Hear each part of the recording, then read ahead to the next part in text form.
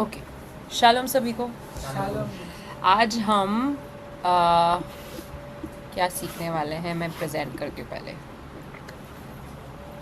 क्या है, क्या लिखा है? यीशु मसीह की वंशावली। Okay guys online, I hope you can see my screen. आपको मेरा स्क्रीन दिखाई दे रहा है? Yes. Okay, so today we are going to learn about the genealogy of Jesus Christ. Okay, यीशु मसीह की वंशावली। अभी क्यों यीशु मसीह की वंशावली, क्यों? आपने कभी भी पढ़ी है क्या यीशु मसीह की वंशावली? कहाँ लिखी है? Matthew.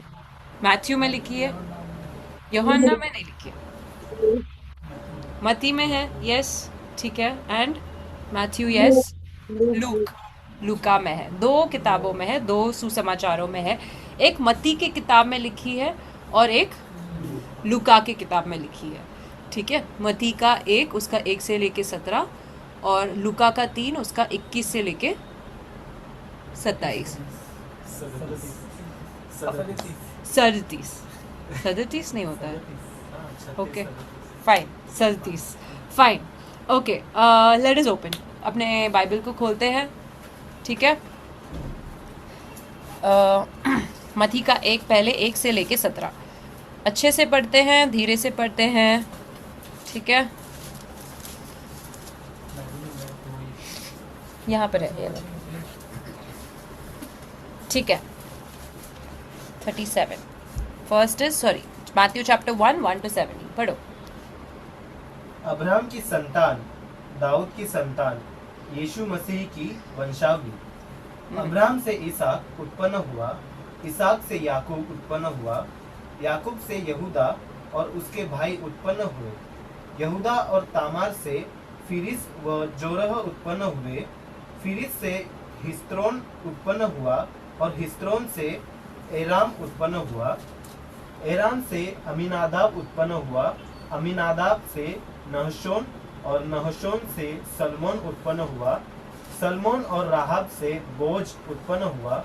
बोज और रूत से ओबेद उत्पन्न हुआ और ओबेद से इशै उत्पन्न हुआ और इशै से दाऊद राजा उत्पन्न हुआ और दाऊद से सुलेमान उस स्त्री से उत्पन्न हुआ जो पहले उरिय्याह की पत्नी थी। सुलेमान से रहबाम उत्पन्न हुआ, रहबाम से अबियाह उत्पन्न हुआ और अबियाह से आसा उत्पन्न हुआ। आसा से यहोशाफात उत्पन्न हुआ। यहोशाफात से योराम उत्पन्न हुआ और योराम से उज्जियाह उत्पन्न हुआ। उज्जियाह से योताम उत्पन्न हुआ। योताम से आहाज उत्पन्न हुआ और आहाज से हिजकिय्याह उत्पन्न हुआ। हिजकिय्याह से मनशिशह उत्पन्न हुआ। मनशिशह से आमोन उत्पन्न हुआ और आमोन से योशियाह उत्पन्न हुआ और बंदी होकर बेबीलोन जाने के समय में योशियाह से यकुन्याह और उसके भाई उत्पन्न हुए। बंदी होकर बेबीलोन पहुंचाए जाने के बाद यकुन्याह से शालतिएल उत्पन्न हुआ और शालतिएल से जरुब्बाबिल उत्पन्न हुआ। जरुब्बाबिल से अबीहूद उत्पन्न हुआ। अबीहूद से इल्याकीम उत्पन्न हुआ और इल्याकीम से अजोर उत्पन्न हुआ। अजोर से सदोक उत्पन्न हुआ। सदोक से अखीम उत्पन्न हुआ और अखीम से अलीहूद उत्पन्न हुआ। अलीहूद से एलियाजर उत्पन्न हुआ। एलियाजर से मत्तान उत्पन्न हुआ और मत्तान से याकूब उत्पन्न हुआ। याकूब से यूसुफ उत्पन्न हुआ जो मरियम का पति था और मरियम से यीशु जो मसीह कहलाता है उत्पन्न हुआ। 17 भी पढ़ो। इस प्रकार अब्राहम से दाऊद तक 14 पीढ़ी हुई और दाऊद से बेबीलोन को बंदी होकर पहुंचाए जाने तक 14 पीढ़ी और बंदी होकर बेबीलोन को पहुंचाए जाने के समय से मसीह तक 14 पीढ़ी हुई। 14 पीढ़ी हुई। अभी मती ने जो दिया है वो उसने भले ही 14 पीढ़ी बताया है, उसमें फिर भी बहुत सारे लोग अंदर ना उसने मिस किए हैं, उसने नहीं बताया। उन्होंने मेन कैरेक्टर्स बताए। बट अभी ये कहाँ से स्टार्ट होता है मती का? अब्राहम से। ओके, अब्राहम के अब्राहम के उस बीज से स्टार्ट होता है यहाँ पे जो लिखा है। ठीक है, अभी हम लूका से पढ़ते हैं। Luke chapter 3 21 to 37। लूका का तीसरा अध्याय 21 to 37। Karishma, would you like to read?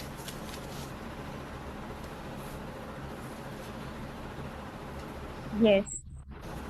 Yeah. Now Go when ahead. all the people were baptized, it, Yeah, go ahead, go ahead.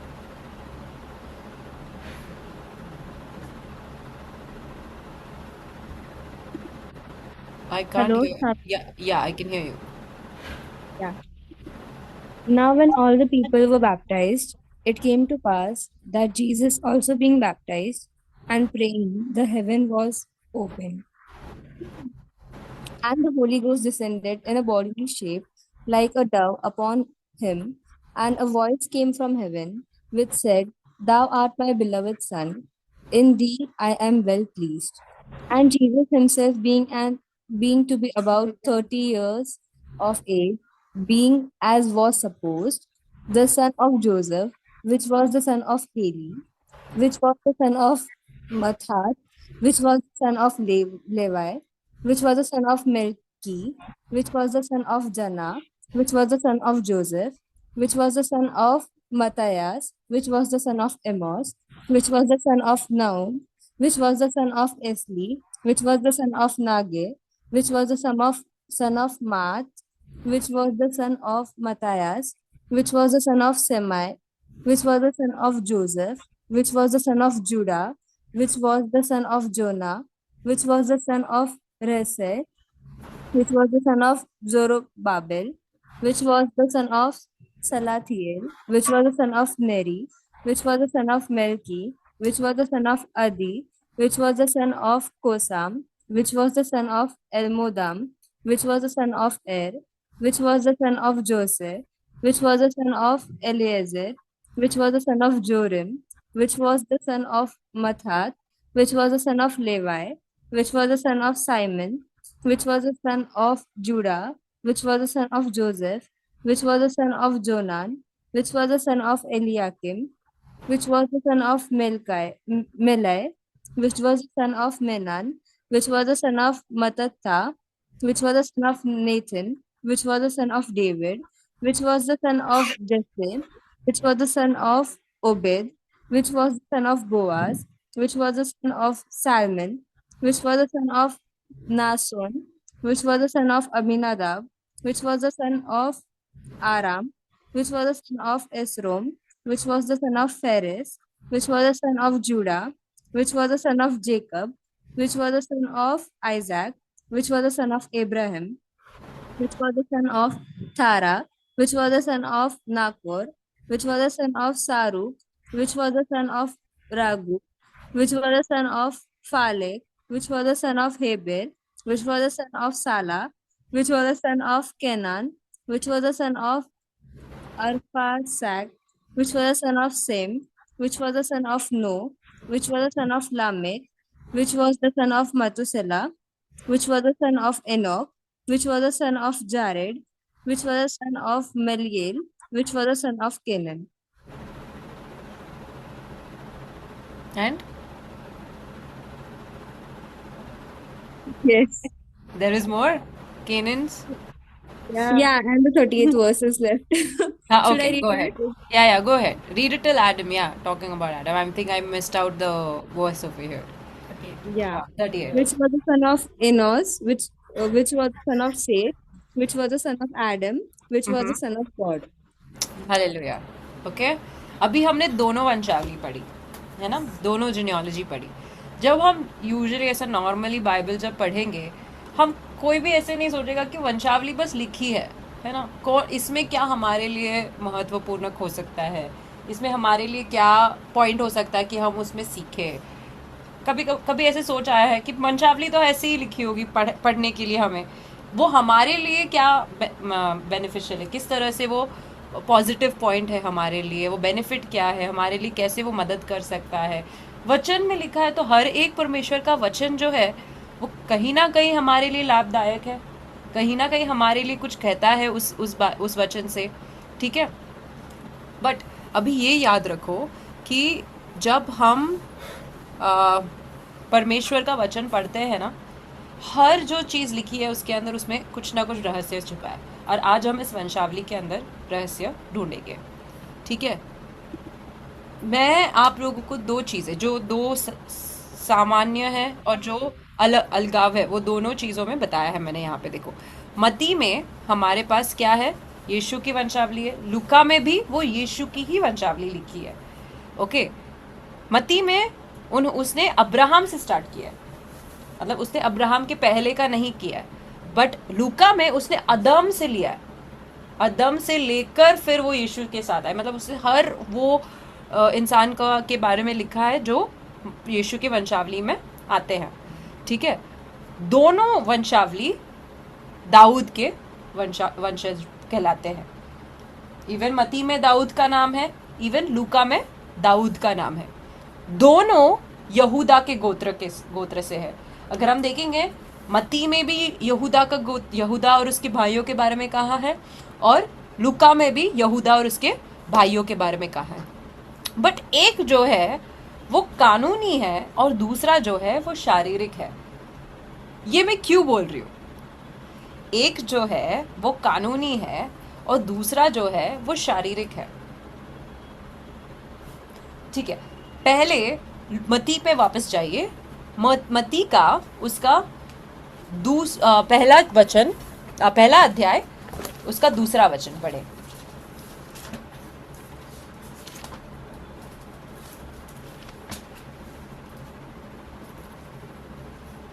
Sorry, दूसरा नहीं बोल रही मैं, 16वां वचन पढ़े, 16वां वचन पढ़ो।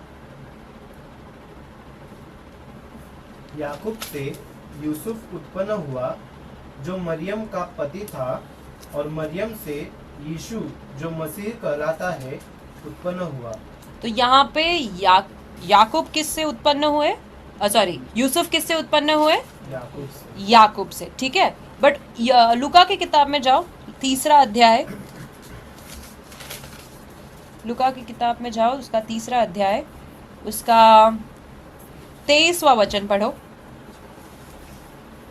जब यीशु आप उपदेश करने लगा तो लगभग 30 वर्ष की आयु का था, और जैसा समझा जाता था यूसुफ का पुत्र था और वह एली का। एक में लिखा है कि यूसुफ याकूब का पुत्र है, दूसरे में लिखा है कि यूसुफ एली का पुत्र है। क्या दोनों वंशावली एक है?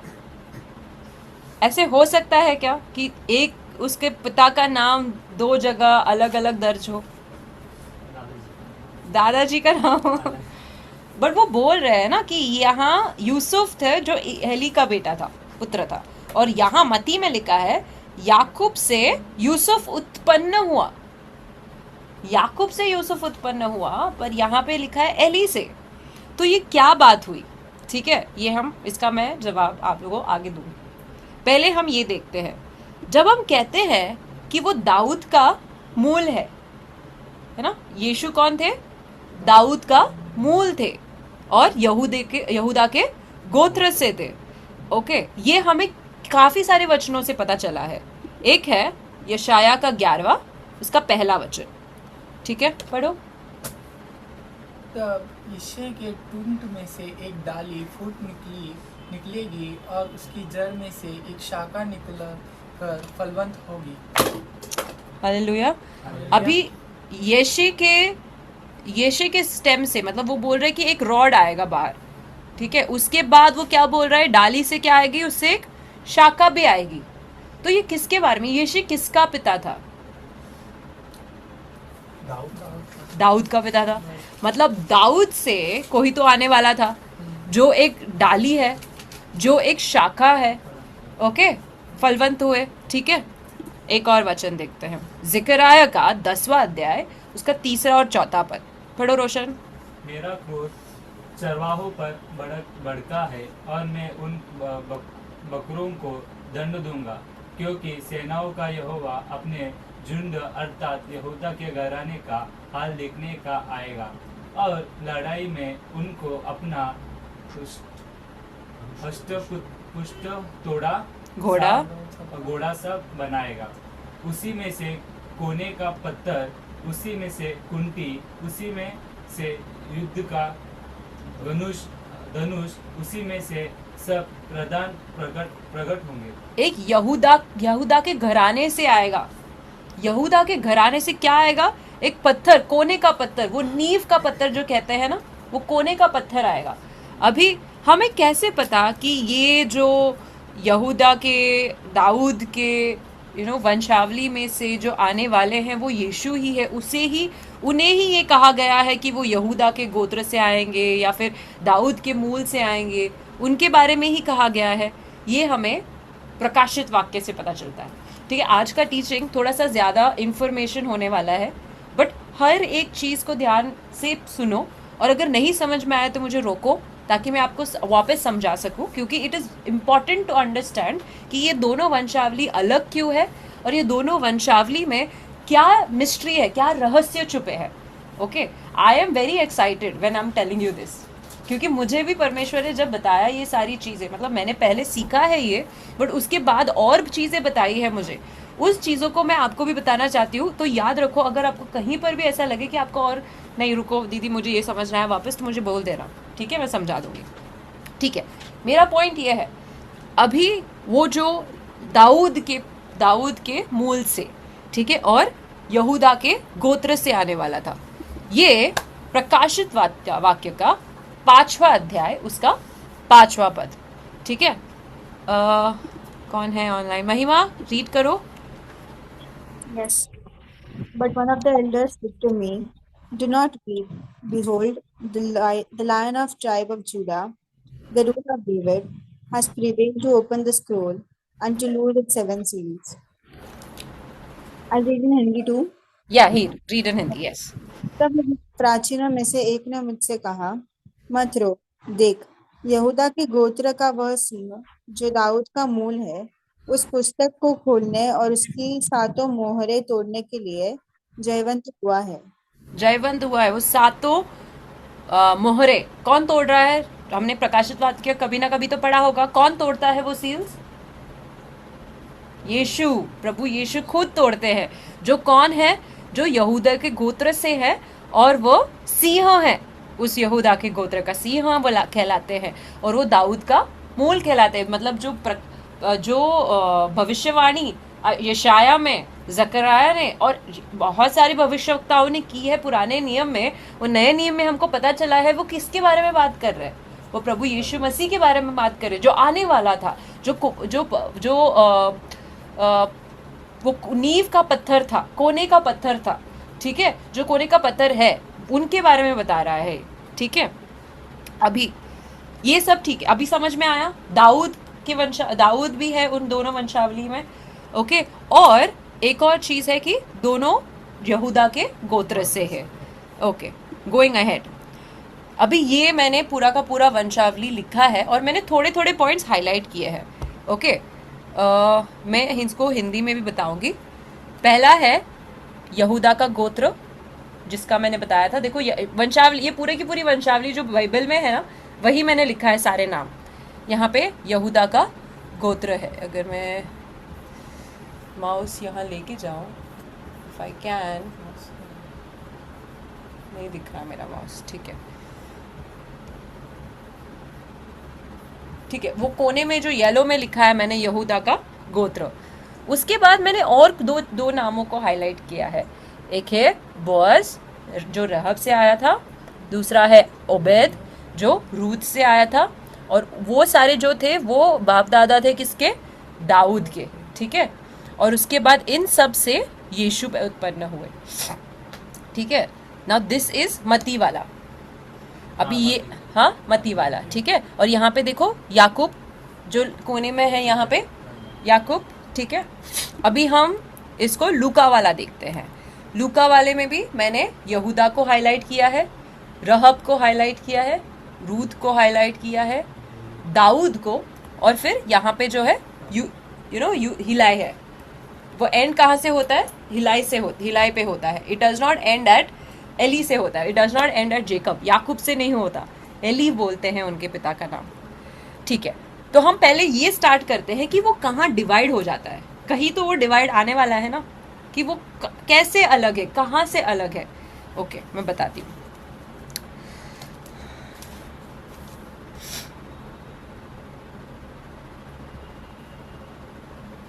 ओके, मती में पहला अध्याय उसका छठा पद। मती में पहला अध्याय उसका छठा पद पढ़ो, कोई पढ़ो चलेगा। और ईसे से दाऊद राजा उत्पन्न हुआ, और दाऊद से सुलेमान उस स्त्री से उत्पन्न हुआ जो पहले उरियाह की पत्नी थी। तो दाऊद से कौन उत्पन्न हुआ? सुलेमान। अभी लूका में आओ, ठीक है, लूका में उसका तीसरा अध्याय, ओके, और हम पढ़ेंगे उसका 31वां पद। हालेलुया।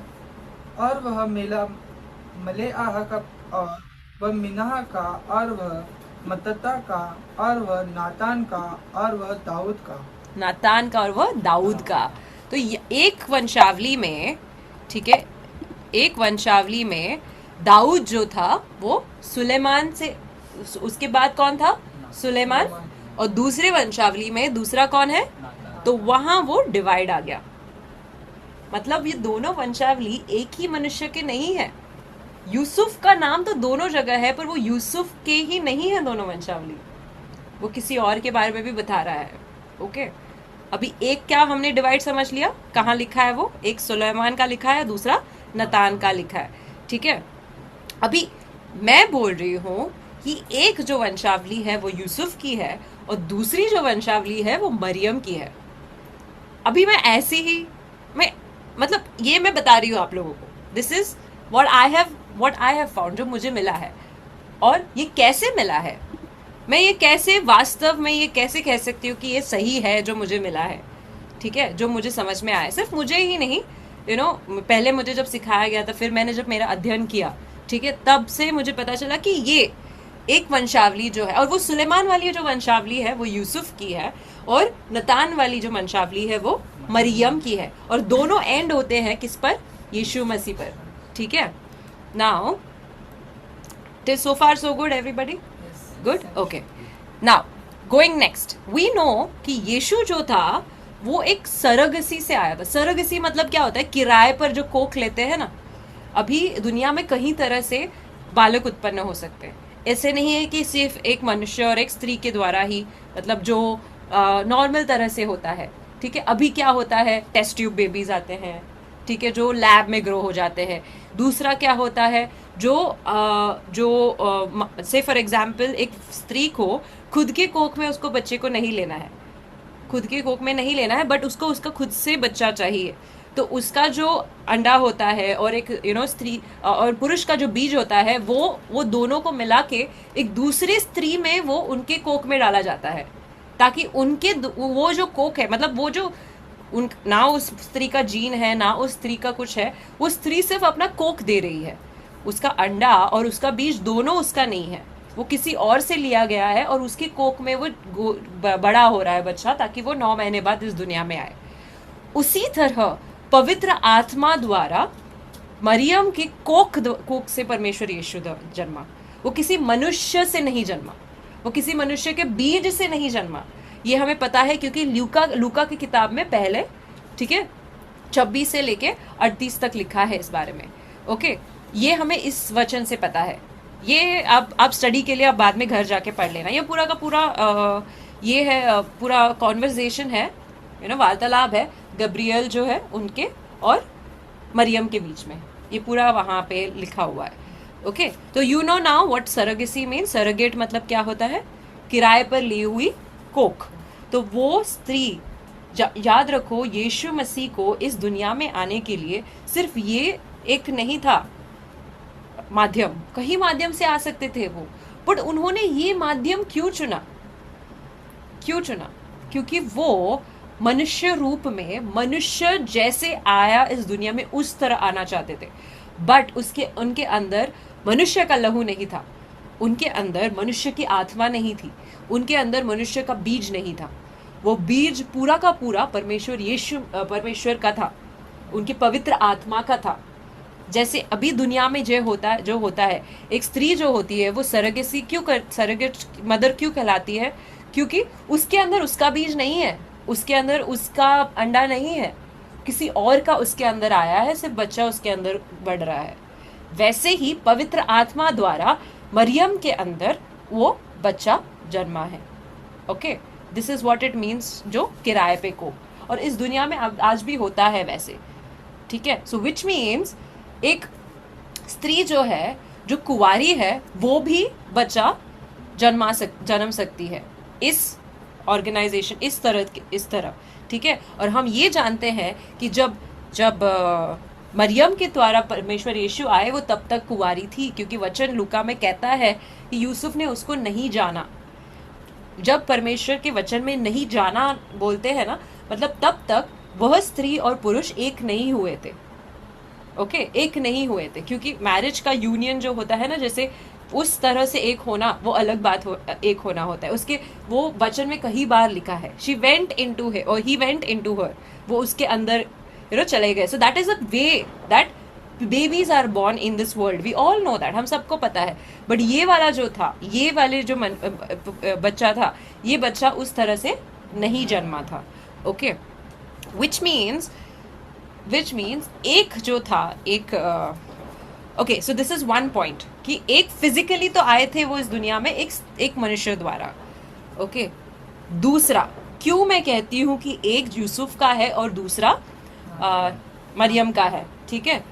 ये नाम का मैंने जो राइड में लिखा है ना, अगर मैं हिंदी में बताऊं तो वो है यकुन्या।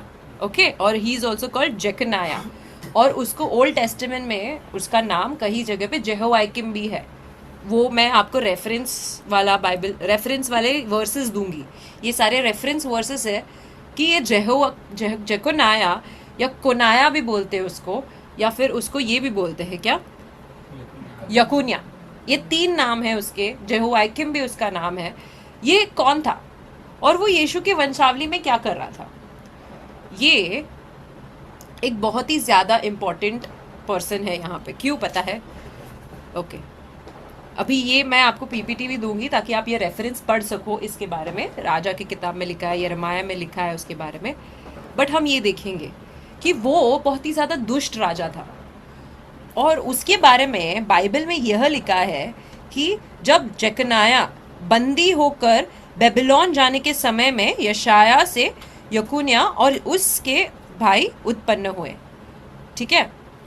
जेकुनाया जो राजा था वो बहुत ज्यादा दुष्ट था, और उसके समय में बेबीलोन ने बंदी लेके गए उनको, राजा को ही नहीं बट सारे प्रजा को भी वो बंदी होकर लेके गए, ठीक है। यहाँ पे मैंने उसी तरह फोटो डाले ताकि आप याद रख सको। जेकनाया जो था, वो राजा जो था, उसको बंदी लेकर, उसको कैप्टिव लेकर चले गए। ये पति की 1 उसके 11 में लिखा हुआ है। ओके, जेकनाया के बारे में। अभी जस्ट बिकॉज वो दुष्ट था, परमेश्वर ने उसको एक श्राप दिया। अभी वो श्राप हम देखते हैं क्या दिया, ठीक है।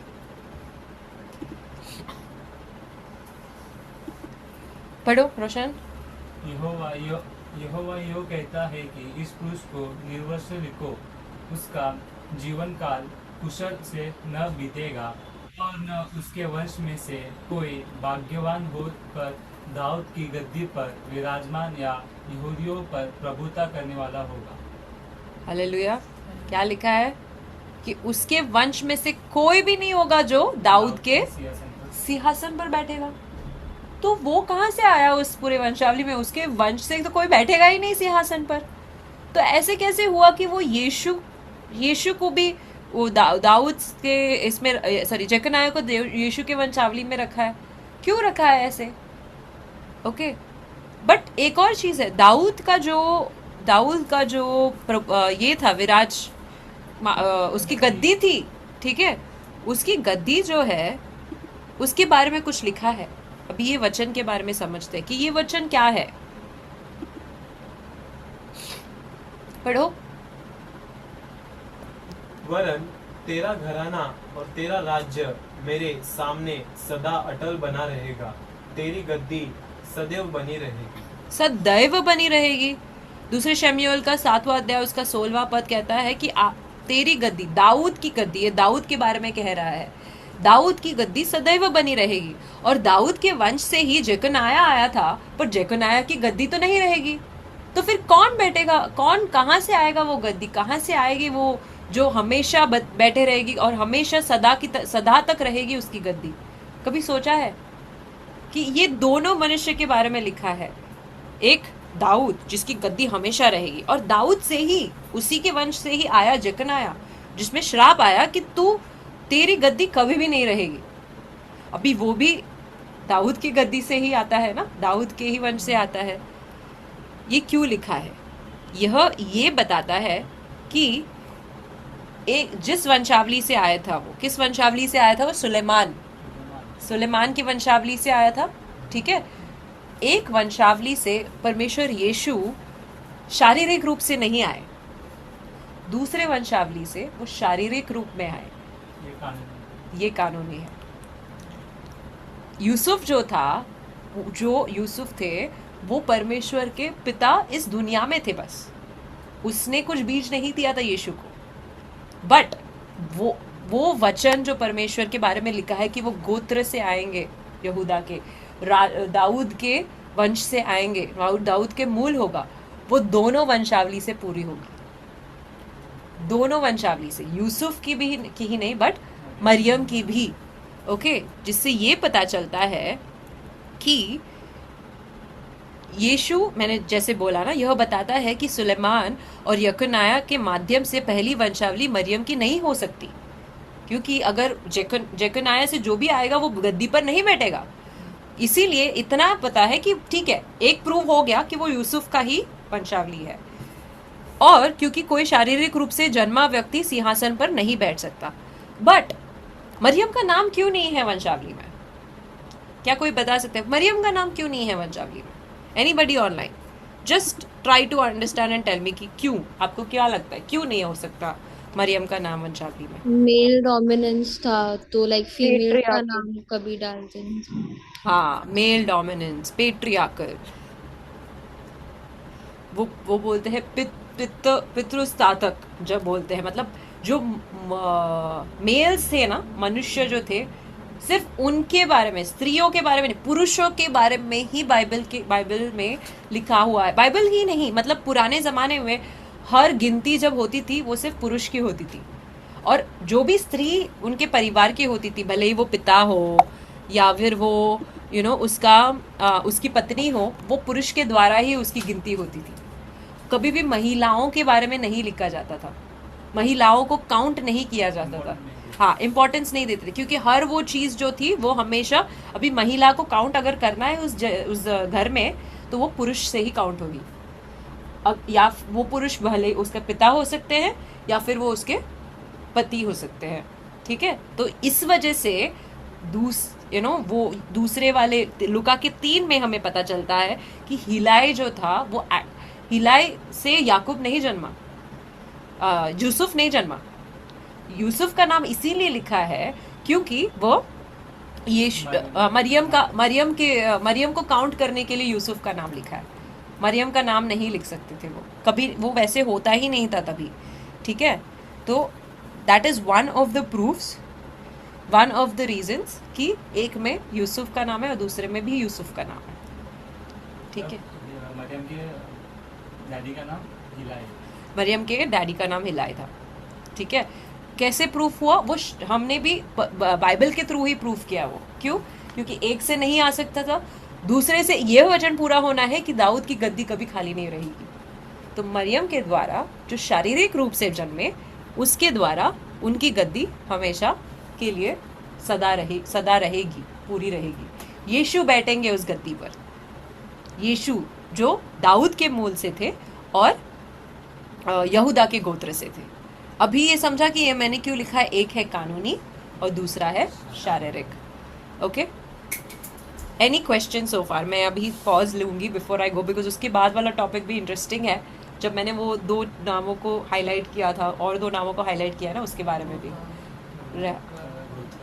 रूथ और रूथ ये बोले रूथ और आप भी बोले नहीं नहीं करेक्ट ठीक है I understood what you said ठीक है वी लर्न बट ठीक है अभी तक समझे any questions guys online any questions everybody with me agreed आप खुद की भी स्टडी करो डेफिनेटली ये मैंने जो स्टडी करके आपको बताया है मैं आपको पीपीटी दूंगी आपको रेफरेंस वर्सेस दूंगी आप खुद की भी स्टडी करके उसको समझ लेना मैं जो कह रही हूँ मेरे इस अध्याय से कह रही हूँ ठीक है ये जो मुझे पवित्र आत्मा ने दिखाया सिखाया वो मैं बता रही हूँ आप अपनी स्टडी करके ढूंढो क्या मैं ये जो बता रही हूँ सही है कि गलत है ठीक है हमेशा याद रखो जो भी स्टडी किया जाता है उसको समझो बट हमेशा बाइबल में जाके खुद से ढूंढो ओके बट एनी अभी कोई प्रश्न नहीं गुड ओके नाउ नेक्स्ट क्या परमेश्वर यीशु सिर्फ यहूदियों को बचाने के लिए आए थे गैर यहूदियों को नहीं क्योंकि उसका वंश यहूदा का गोत्र के बोलता है वो हमारे लिए कैसे आए हम जो है हम गैर यहूदी है ना हम यहूदी के वंश से थोड़ी ना है हम गैर यहूदी है तो हम हमें बचाने कैसे आए वो हम कैसे बोल सकते कि यीशु हमारे लिए आए यहूदी सीधा बोलेंगे वो हमारे परमेश्वर है हमारे से आए वो हमसे आए हमारे वंश से आए परमेश्वर क्या बता कुछ अभी मैंने एक पिक्चर भी रखा है यहाँ पे ये आपको कुछ समझाने के लिए क्या लिखा है मैंने वहाँ पे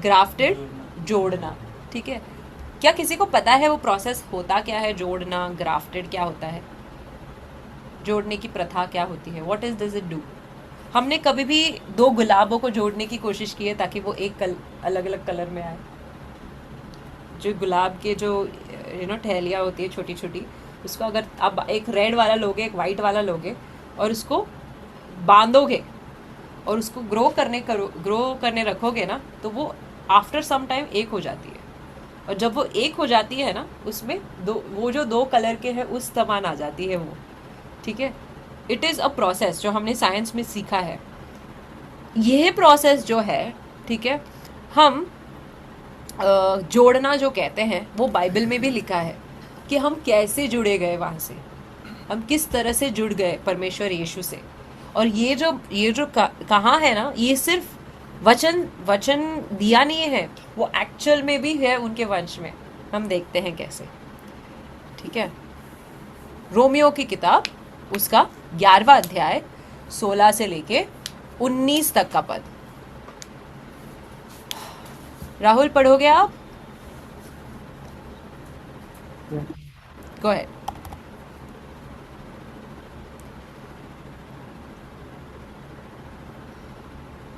जब बेट का पहला पेड़ा पवित्र ठहरा तो पूरा गूंदा हुआ आटा भी पवित्र है और जब जड़ पवित्र ठहरी तो डाली भी ऐसी ही है पर यदि कुछ डालियां थोड़ा दी गई और तू जंगली जैतून होकर उनमें काटा गया और जैतून की जड़ की चिकनाई का भागी हुआ तो डालियों पर घमंड न करना और यदि तू घमंड करे तो जान रख कि तू जड़ को नहीं परंतु जड़ तुझे संभालती है फिर तू कहेगा डालियां इसलिए छोड़ी गई कि मैं काटा जाऊं ठीक है वह तो अविश्वास है कारण छोड़ी गई परंतु तू विश्वास से बना रहता है इसलिए अभिमानी न हो परंतु भय मानना हालेलुया क्या कहता है यहाँ पे कि हम जब पवित्र ठहरे गए वो किससे जड़ से पवित्र ठहरे गए जड़ के वजह से जब हम जो क्या थे जैतून जो था कैसे था जंगली जैतून थे हम जंगली जैतून का झाड़ अच्छे जैतून के झाड़ में जुड़ा गया किस तरह जुड़ा गया इस तरह उसकी टहलियाँ जो थी वो काटी गई और हम वो जो जंगली जैतून का टहली थी उसके अंदर वो घुसाया गया जैसे यहाँ पे दिखता है ना उसके अंदर वो और ऐसे जैसे घुसाया गया फिर वो कैसे उत्पन्न आता है इस तरह वो ग्रो हो जाता है देखो वो अभी एक हो गया क्या वो अलग अलग पेड़ दिखता है अभी नहीं वो एक पेड़ की तरह दिखेगा इसका मतलब है कि जब हम ये जो झाड़ जो यहाँ पे राइट साइड में नीचे है ये हम है एकदम जंगली जैतून, दिखने में कुछ अच्छे नहीं, मतलब पाप से पूरे भरे हुए। ये जो लेफ्ट में है वो अच्छा जैतून है, दिखने में अच्छा है। कंपेयर करोगे तो दिखने में कौन सा अच्छा लगता है आपको? लेफ्ट वाला है ना। तो इस जंगली जैतून को जोड़ा गया, किस तरह जोड़ा गया वो देखो, उस तरह ऊपर जोड़ा गया, और हमारा जंगलीपना जो है वो अच्छा हो गया। क्यों? क्योंकि हम अच्छे टहलियां थे? नहीं, हम अच्छे टहलियां नहीं थे। हमारी टहली तो ऐसी है ना, हमारी टहली, हमारे ब्रांच जो है वो ऐसा है, बट हमारा जो जंगली ब्रांच है वो जब अच्छे ब्रांच में डाला गया तो अच्छे ब्रांच के वजह से हम अच्छे बने। आमीन। मतलब हमारा जो पाप था, हमारे पाप परमेश्वर यीशु ने धो दिए। किस तरह धो दिए? क्योंकि हमने कुछ नहीं किया, हम अभी भी जंगलीपना से जाते हैं, पाप में जाते हैं, बट उनकी धार्मिकता के कारण, उनके जी उठने के कारण, उनके पवित्र होने के कारण हम पवित्र ठहराए गए। आमीन। ये जो है ये वास्तविकता में होता है। ये जो झाड़ू के बारे में मैं बता रही हूँ ना, वास्तविकता में होता है, और यही हुआ है हमारे जीवन, आत्मिक जीवन के साथ, जब वो परमेश्वर की आत्मा से जुड़ा है। हालेलुया। ओके, अभी मेरा प्रश्न अभी भी वही है, हम कैसे बोल सकते हैं जब यीशु यहूदी के वंश से आए हैं, है ना, तो हम कैसे बोल सकते हैं कि वो गैर यहूदी के भी मसीहा है? Because Ruth was a Gentile and she was married to Obed, na? Ruth was a Huh, Gentile. so that's the reason, like, from her the generation started of David. So I Okay. think it's like, I just think that because Ruth was a Gentile, so Jesus came for us because we were also Gentile. Like, for us, like for the Gentiles also, as well as for the Judah. Okay, that's one aspect of it. That's one, that is correct. ठीक है, और yes, हम परमेश्वर दिखाना चाहते थे कि वो पापियों से भी प्यार करते हैं। गैर, मतलब ऐसे नहीं कि यहूदिया पापी नहीं करते, ऐसे नहीं। हम गैर यहूदी जो थे, हम यहूदी लोग हमें अच्छा नहीं मानते थे, क्योंकि गैर यहूदी इज लाइक मैं चोजन हूँ, मैं यहोवा का, यहोवा मेरा परमेश्वर है, हम यहोवा के प्रजा है। उनके पास वो है, पता है, दे आर ऑलवेज लाइक हम यहोवा के वंशज से आए हैं, यहोवा ने अब्राहम के वंशज से आए हैं। तो हम भी कैसे बोल सकते हैं? ठीक है, उन्होंने एक पापी की ही इस्तेमाल की, पापी गोत्र का इस्तेमाल किया। ठीक है, एक जो प्रजा का, उसमें दो है एक्चुअली, एक नहीं है। एक तो इन्होंने बताया, आप लोगों ने भी बोला था रूथ के बारे में, ठीक है, बट ऐसे दो व्यक्ति हैं जो गैर यहूदी थे, बट ओके, वो यीशु मसीह के वंश में थे, और उन्होंने बहुत ही ज्यादा विशेष अधिकार, उनको विशेष अधिकार दिया गया, और ये विशेष अधिकार किसी और को नहीं दिया, उन दोनों को दिया था। याद रखो, गैर यहूदी होना और यीशु मसीह के वंश में आना। यहूदी गैर यहूदियों को कभी नहीं मानते, ओके, बट एक गैर यहूदी के नाम पे एक पूरा का पूरा किताब है, Ruth. Yes, I don't remember the name. Rahab? Yes, मैंने क्लूज दिए हैं, correct. Okay. Only one I know. हाँ, ये क्लूज है। कौन हो सकते हैं बाइबल में? ये तो रूथ है ना, लेफ्ट में, आपको समझ में आया रूथ है, राइट में। लेफ्ट में कौन है? लेफ्ट में भी वो जो क्लू है ना, वो एक मेजर क्लू है जो पुराने नियम में वो, The one who hid the spy. हाँ, जिन्होंने जासूसों को छुपाया। राइट, अच्छा, बोलते हैं जो जब इसके दाऊद के यहोशू की किताब में, यहोशू की किताब में लिखा है।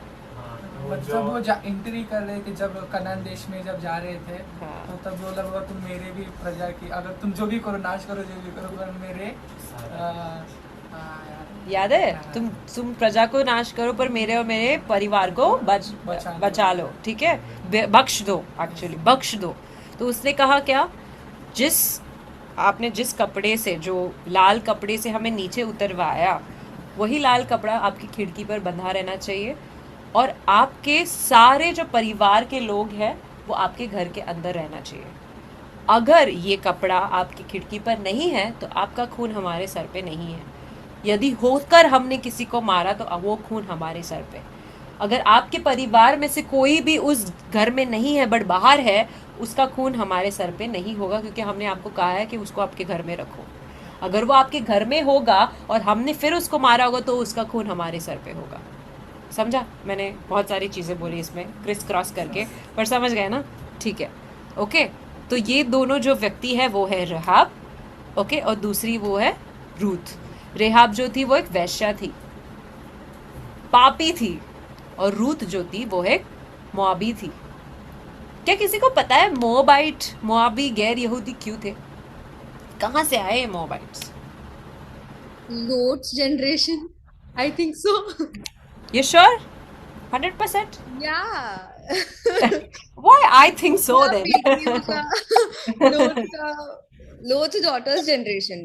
Two jatis were built. Two One जाति was Moabite and one was, I don't remember. Wait, Ammon. Wait, let me search. मैंने यार वैसे भी लिखा हुआ है बॉब कहाँ से आए थे। She was right. लूथ जो थे ना, जब क्या हुआ था, लूथ जब सुदम गोमोरा से निकले उनकी 2 बेटियों के साथ और पत्नी के साथ, वो भागे, वहाँ से निकले। उसके बाद उनकी पत्नी ने पीछे देखा, वो नमक की पुतली बन गई। ये तीनों भाग गए, बाकी उनकी 2 बेटियां और लूथ, वो एक देश में चले गए, और वहाँ पे जहाँ पे बसे उनकी बेटियों को लगा अभी हमसे शादी कौन करेगा, यहाँ पे तो कोई है भी नहीं। तो उन्होंने पाप किया। क्या किया? अपने पिता को शराब पिलाकर, उनको नशे में लगाकर, फिर उनके द्वारा 2 पुत्र जन्मे। एक पहले बड़ी बेटी गई, फिर दूसरी बेटी गई, ओके, और उनके द्वारा 2 पुत्र जन्मे। एक बेटी का पुत्र था मोआब, दूसरे बेटी का पुत्र था आमोन। ये दोनों श्रापित थे। क्यों? क्योंकि वो परमेश्वर की इच्छा नहीं थी कि वो वैसे जन्मे, पर लूत की बेटियों ने उन पाप किया, ठीक है, उनके पिता के द्वारा वो पाप किया, उनको नशे में लाकर वो पाप किया, ओके। और फिर ऐसे 2 लोग जन्मे जिनके प्रजा हमेशा यहूदियों पर ताड़ना लाती थी, और यहूदियों को कहा गया जब भी वो युद्ध में जाते थे उनको नाश करने के लिए। क्यों? क्योंकि वो गैर यहूदी थे। पर इसी लोगों में से, ओके, इन्हीं लोगों में से एक आई व्यक्ति जो थी रूथ। मोआबी थी वो, बट यीशु ने जब वो रूथ की किताब में हम अगर पढ़ेंगे, ओके, उसने नेओमी से कहा मैं नहीं जाऊंगी, तुम्हारी लोग मेरे लोग रहेंगे, तुम्हारा परमेश्वर मेरा परमेश्वर रहेगा, तुम्हारा घर मेरा घर रहेगा। ये आज पति पत्नियों के बीच में कहा जाता है जब वो वाचा अपने शादियों में बोलते हैं, बट ये एक गैर यहूदी ने यहूदी से कहा।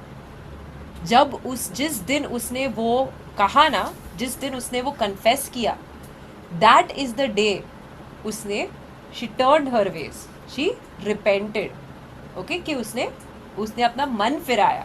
जिस दिन उसने अपने मुंह से कन्फेस किया कि वो परमेश्वर यहोवा जो तुम्हारा परमेश्वर है वो मेरा परमेश्वर है, वो जो परमेश्वर के लोग या प्रजा है वो मेरी प्रजा होगी, मैं उनकी कहलाई जाऊंगी, ठीक है। और एक और चीज, रेहाब से, ठीक है, रेहाब से कौन उत्पन्न हुआ? बोआज, और बोआज और रूथ से बाद में आगे दाऊद की वंशावली आई। इन दोनों का इस्तेमाल किया गया। तो कभी भी यहूदी ये नहीं कह सकते कि यीशु जो है सिर्फ यहूदी का परमेश्वर है, और हम ये नहीं कह सकते यीशु हमारे लिए थोड़ी आए, वो थोड़ी हमारे वंशावली से आए, वो तो यहूदी के वंशावली से आए। नहीं, उनके वंशावली में गैर यहूदी भी थे। तो कभी भी यहूदी धार्मिकता के बारे में घमंड नहीं कर सकते, और हम गैर यहूदी ये नहीं कह सकते कि यीशु हमारा परमेश्वर नहीं हो सकता। देखो ये सारी चीजें हमको कहाँ से पता चली? उनकी वंशावली से। Not anywhere else but his genealogy. Okay, this is the closing verse, ठीक है। For it is by grace you have been saved through faith. And this is not from yourself, it is a gift of God, not by works, so that no one can boast. क्योंकि विश्वास के द्वारा, जिस दिन रूत ने विश्वास करके बोला कि वो यीशु आपका परमेश्वर मेरा परमेश्वर, वो विश्वास के द्वारा और उनके अनुग्रह से, जब रहाब जो पापी थी उन्होंने भी स्वीकारा, उन्होंने परमेश्वर के लोगों को बचाया, ठीक है, मारने से बचाया उन जासूसों को, उस दिन उसका मन फिरा। उस दिन वो कहती, वो उसमें उसका मन फिरा कि वो उन लोगों के बारे में जानती थी कि वो परमेश्वर में कितना सामर्थ्य है। ओके, उसी अनुग्रह, वो अनुग्रह उसने भी पाया, वो अनुग्रह हम भी पाए, क्योंकि विश्वास के द्वारा अनुग्रह ही से तुम्हारा उद्धार हुआ है, और यह तुम्हारी ओर से नहीं वरन परमेश्वर का दान है, और न कर्मों के कारण। हमने कुछ नहीं किया है। जब हम एक जंगली जैतून की झाड़ थे जो अच्छे जैतून में जाए गए, हमारा जंगलीपना जंगली ही था, वो अच्छे जैतून के झाड़ के मूल की वजह से अच्छा हुआ। इसलिए हमने कुछ भी नहीं किया है जिस पर हम कोई घमंड कर सके। यह है एफिसियों की किताब में उसका 2 अध्याय, उसका 8वां और 9वां पद।